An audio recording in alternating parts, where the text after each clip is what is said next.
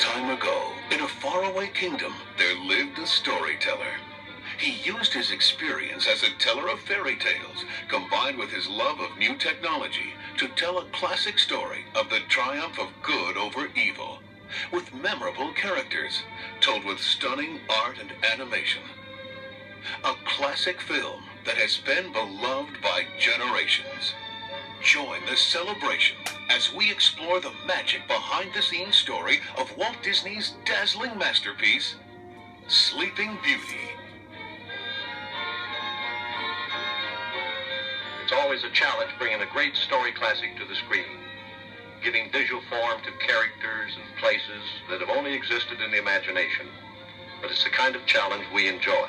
Well, Walt had built his feature film output on the cornerstone of Snow White and the Seven Dwarfs. That was the first feature the studio attempted. It was, wildly successful beyond anyone's expectations.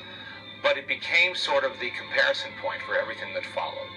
Disney began the ambitious plans for his third feature-length animated fairy tale in the early 1950s. Walt assigned a small team to begin adapting the classic fairy tale to the style of a Disney feature.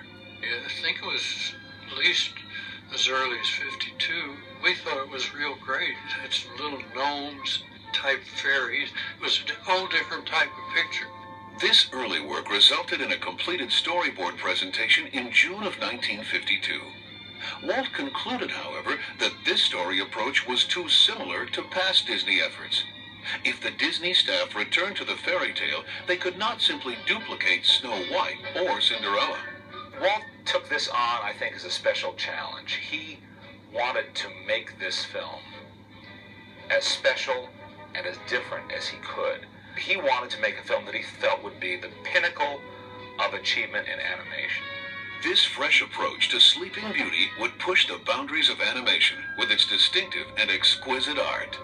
My gift shall be the gift of beauty. They wanted to look different from any other film they had made before, and in this they were aided immeasurably by a very gifted artist named Eyvind Earle, who came up with a very stylized and modern look for the film. I came to work for Disney's in 1951, more than 10 years after I first tried to get into the studio. Of course, it was the greatest job in the whole world for me, and I remember Walt saying, "Let's see what Eyvind can do." In searching for a style for a cartoon feature, many considerations are necessary. For one thing, it must be more than merely pleasing to the eye. The backgrounds must harmonize with the animated characters, as well as fit the mood of the story and the music. Sleeping Beauty is a fairy tale that is supposed to have taken place long, long ago. So we did a great amount of research into medieval painting and architecture before we arrived at the right styling for this picture. Eyvind Earle's unique and modern graphic style perfectly realized Walt's desire to create what he called a moving illustration. I've always been influenced by pre-Renaissance, medieval, Gothic, and here's a movie based on that period of time. If you look at the old Master Van Eyck, you can see details on bushes miles away, as if everything in the whole picture is absolutely clear.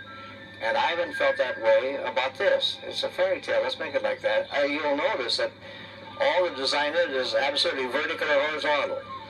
Everything in it is based on these two juxtapositions, these two planes, including the characters. I first started with the old medieval artists and almost everything that was Gothic. The tapestries were perfect examples of how foregrounds ought to be. The Gothic came from the Persians, and all their little details of grasses and weeds and trees fit perfectly.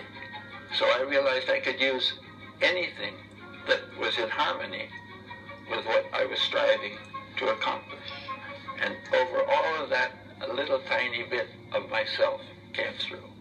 I think in order to appreciate the complexity of the art and the amount of work that was done, you'd have to mount a museum exhibition to be able to study it Walt's team of experienced animators faced a particular challenge, making their characters live believably within this highly stylized world.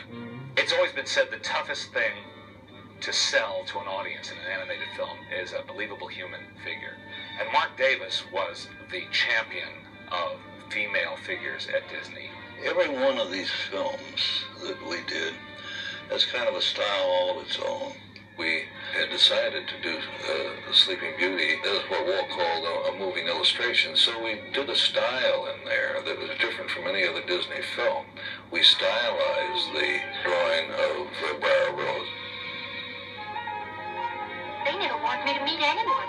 And just before we say goodbye, he takes me in his arms. And then I wake up. I had a young woman do some live action reference for me. Her name was Helene Stanley.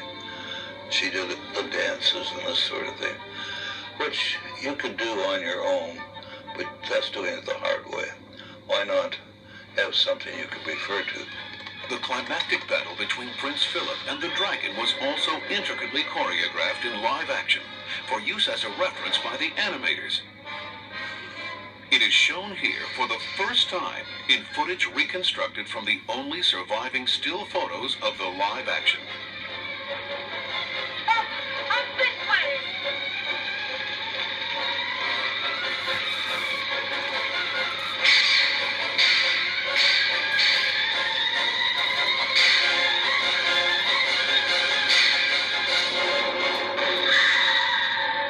Davis commanded the forces of both good and evil in Sleeping Beauty.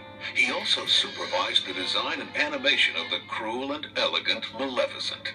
I looked through books of the Middle Ages and so on, and I found some figure that was kind of a religious nature, but a part of the gown were these kind of medallions of red, and they had a look of flames, and I thought, gee, that's a good idea. And then, since she was kind of evil, I decided, well, the horns of the devil, it wouldn't hurt, so I put the horns on.